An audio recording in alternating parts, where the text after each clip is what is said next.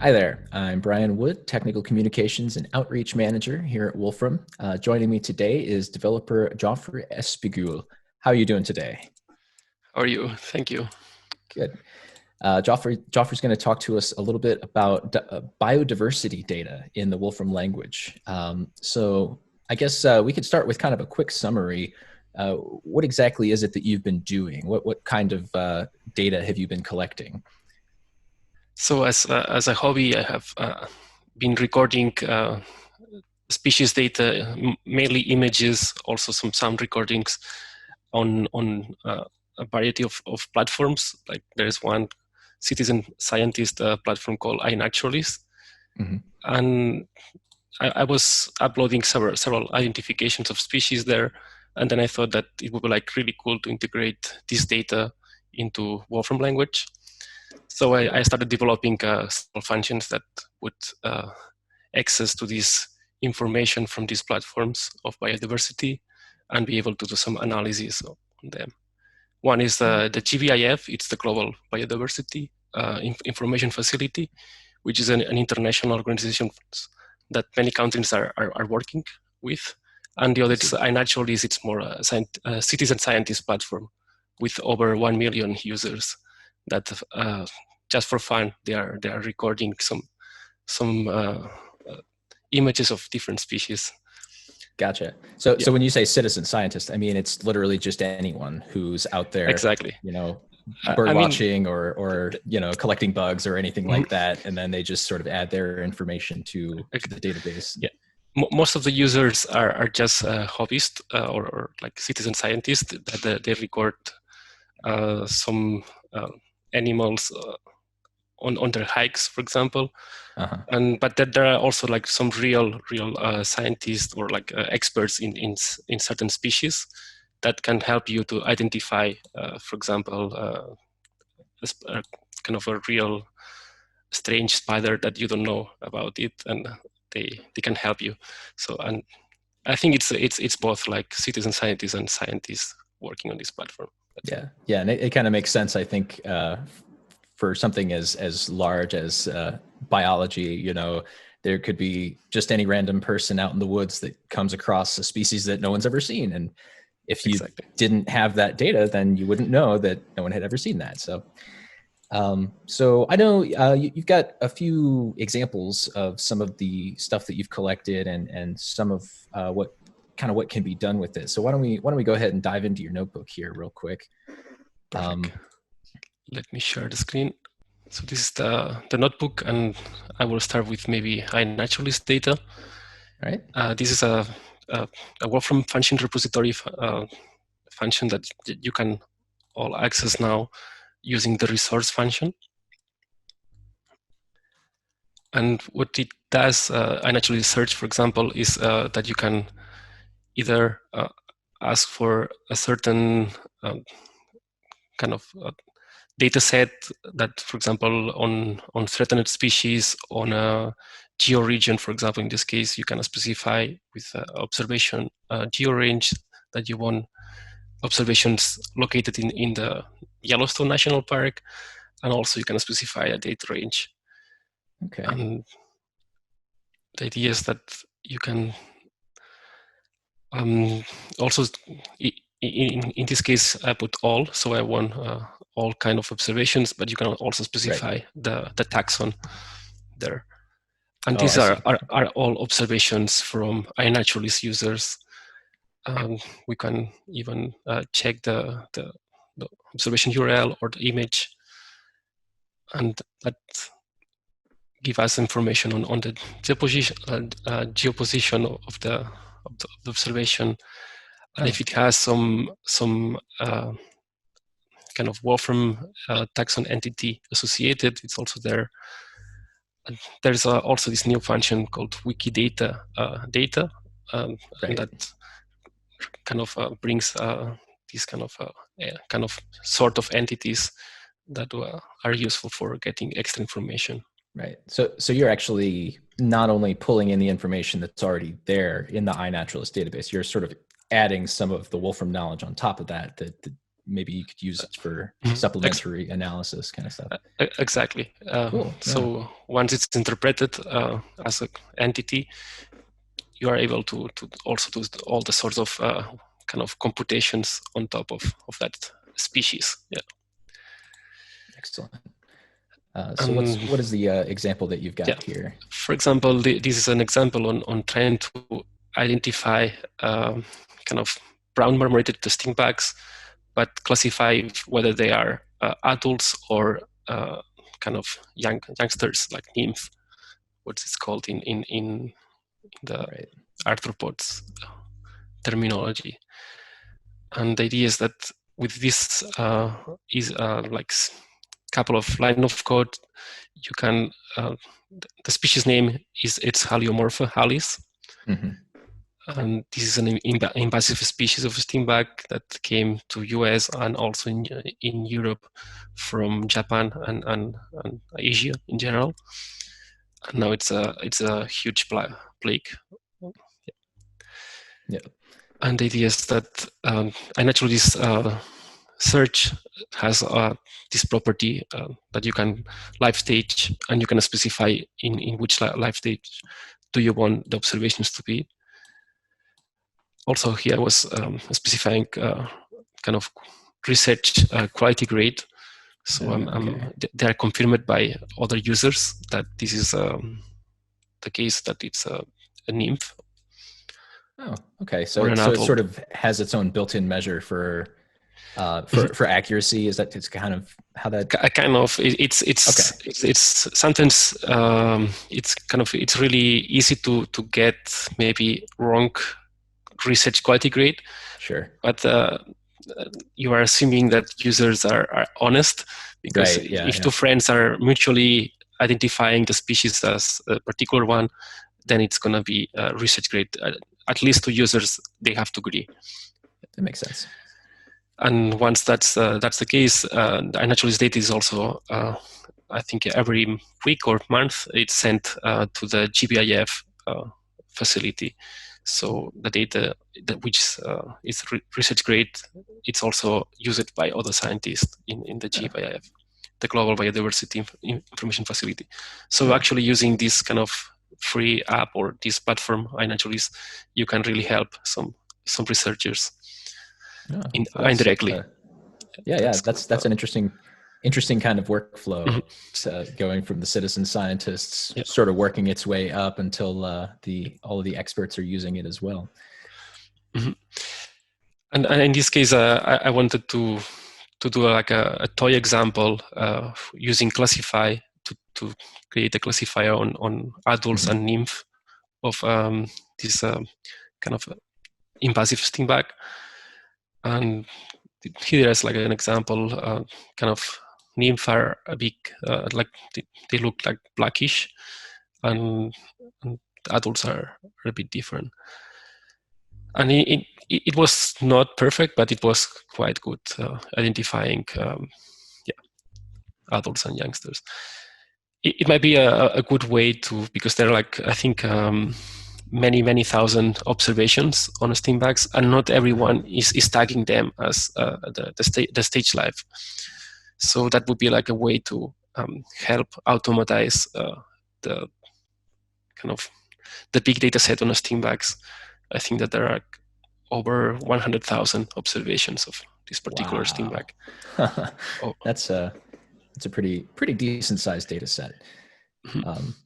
But like in theory, you could do this with pretty much in that that database and just sort of get similar results and be able to run this kind of workflow for just about anything. That's it seems pretty cool. Exactly. I think I'm also almost so I'm going to publish a Wolfram blog post on monarch butterflies, and there I do the same toy example, but using males and females of monarch.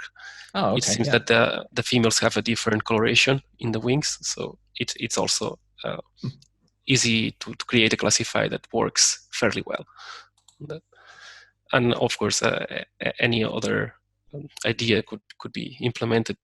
So it's now you have a really easy data access to 100,000 thousands of species from everywhere in the world. I think now they reached over. I don't remember the exact numbers on how many species iNaturalist users recollected, but it's growing every week by thousands. Yeah.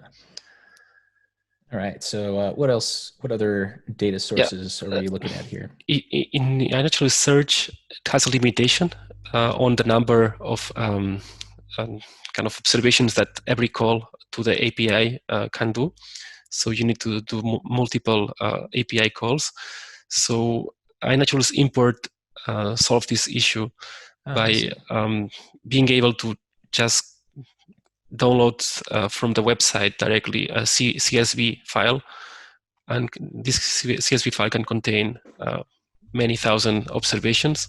And once you download it into the same into your locally, you can then import it. Import the data set directly using iNaturalist import. And this will overcome the limitations on observations that you might have. And in this case, I was doing a kind of a toy example on different US ticks, also transmitting several diseases. Yeah, and it's you can see from the number of data points there, you wouldn't want to have to be rate limited at pulling in however many at a time. You just want the thousands of data points that you are looking for. So yeah, and I think maybe I can maybe just live code these. I need to run that, but maybe.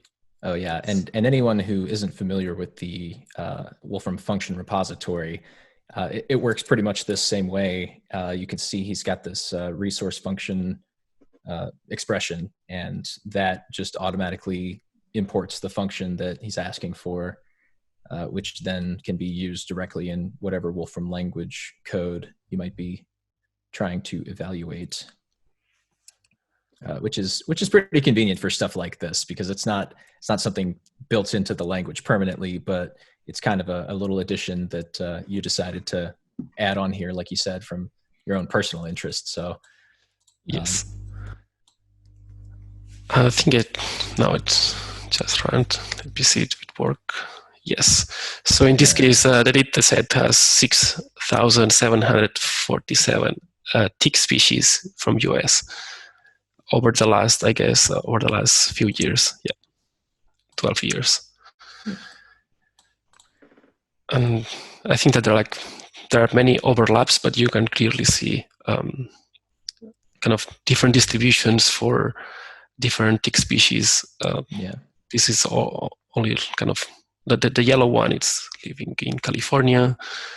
Also the kind of dark green, and that there are some.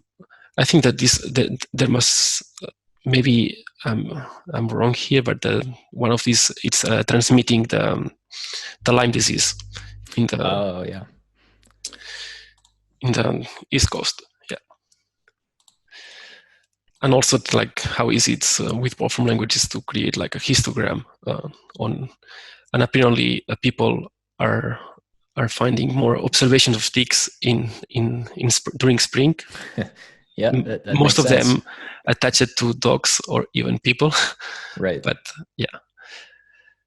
and there is a kind of a short in October as well. I think that's the 2 periods where the ticks are reproducing. Yeah. Makes sense. Oh, well, and when the 2 periods where people are probably outside the most, we're working. They're more likely to run into them. Exactly. Yep. All right. So why don't we go quickly through the other 2 functions that you've got here, or the other 2 data sources, I guess. So I think I mentioned earlier, but Global Biodiversity Information Facilities is it's one of the largest kind of international infrastructure. I think it's a collaboration between different governments around the world, and kind of there are like several universities as well, and and it contains the largest data set on biodiversity globally. And it's not just citizen scientists, but it's also researchers. Mm-hmm. And the idea here was also to create a GBIF search that works with a GBIF API and automatically pulls, kind of also like interprets some of the data. Mm-hmm. And you can kind of specify the geo range, for example, with geo bounds. And in this example, for example, I'm trying to create a plot or like a geographics on the distribution of different species of gibbons, mm-hmm. these sort of kind of monkeys that live in Borneo Island. Gotcha. And the idea is kind of it works similarly as the iNaturalist search function. Right. So so these functions are probably kind of designed to take the same kinds of arguments then and sort of work the same way, but just for these different data sets then? Exactly. They might work a bit differently because the API it's different. Yeah. But my intention was to make a kind of a coherent functionality, and maybe in the future have just a species data and be able to mm-hmm. specify in which database and have a default one. But that makes sense. And the same for GBIF import. This is for large data sets containing too many data points. But in this case, it was just saying that there is an invasive chameleon in Hawaii. It's this nice trison. I think it's kind of rhizome with 3 horns chameleon. Yeah, I wouldn't have thought of the chameleon as an invasive species. Yeah. I never knew that that's... yeah. But it kind of makes sense. It's probably people brought them as pets or something. And mm-hmm. Interesting.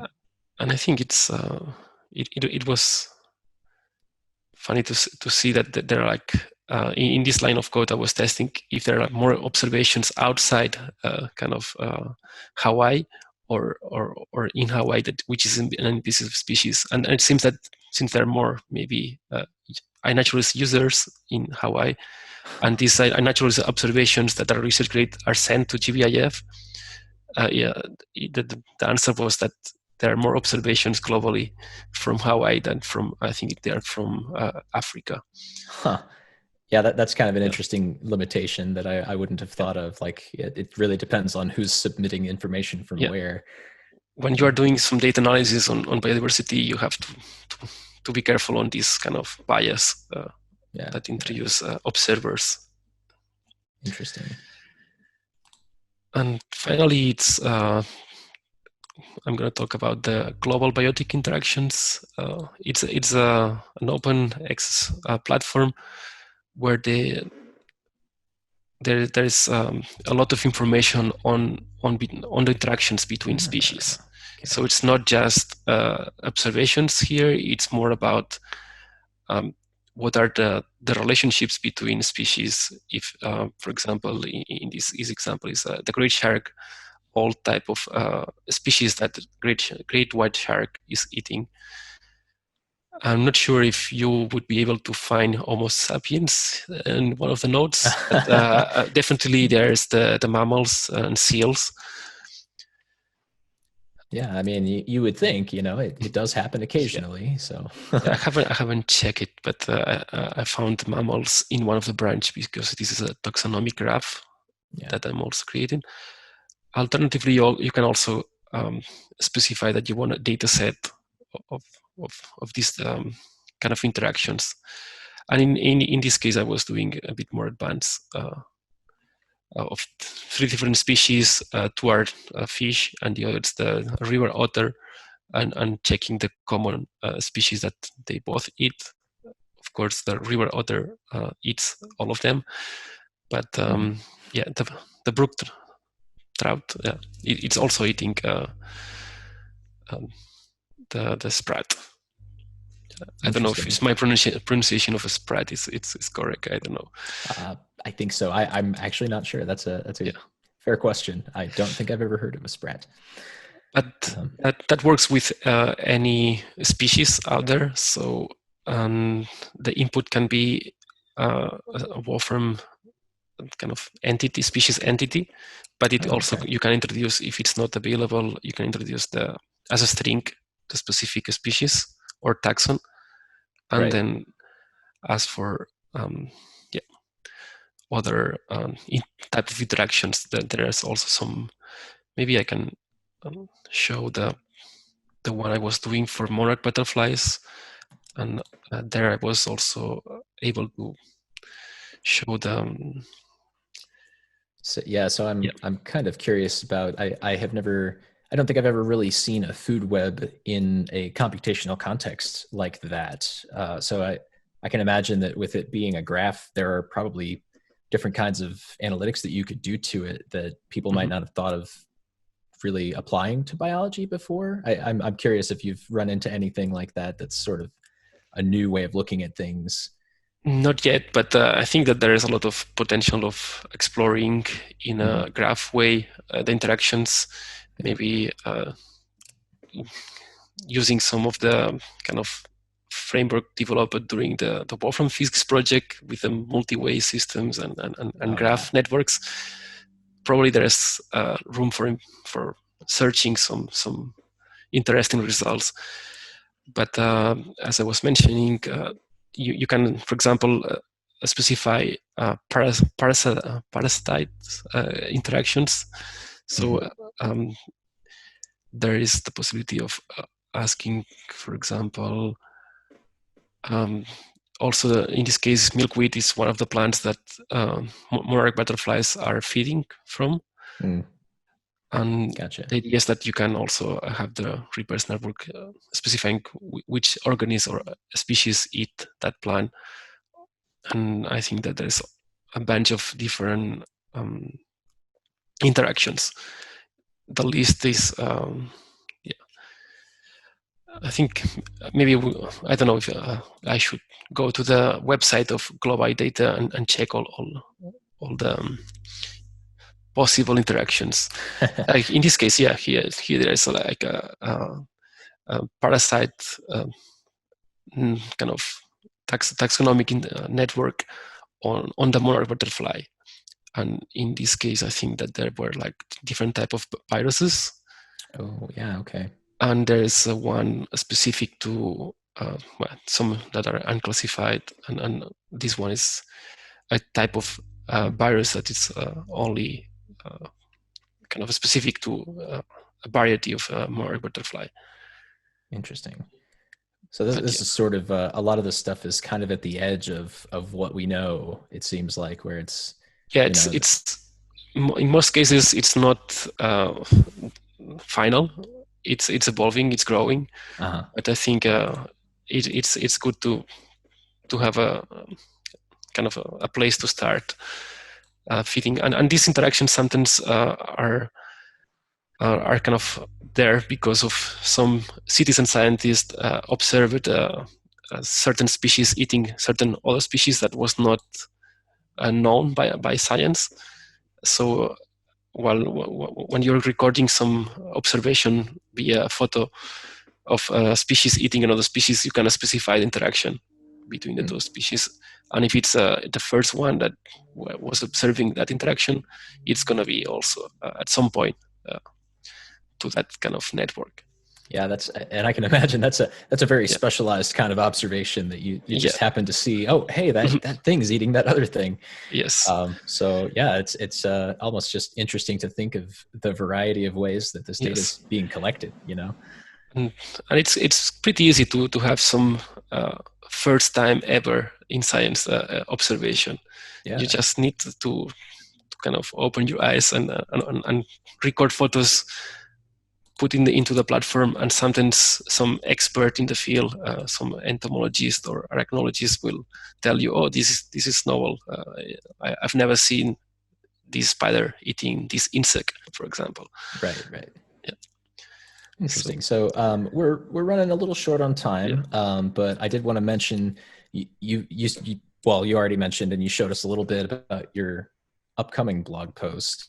I know you have all kinds of stuff out on community, and you did the marmorated stink bugs blog post, which was in itself a pretty interesting exploration. So if anyone gets a chance that's watching right now, you can check out the Wolfram blog. There's some additional content there.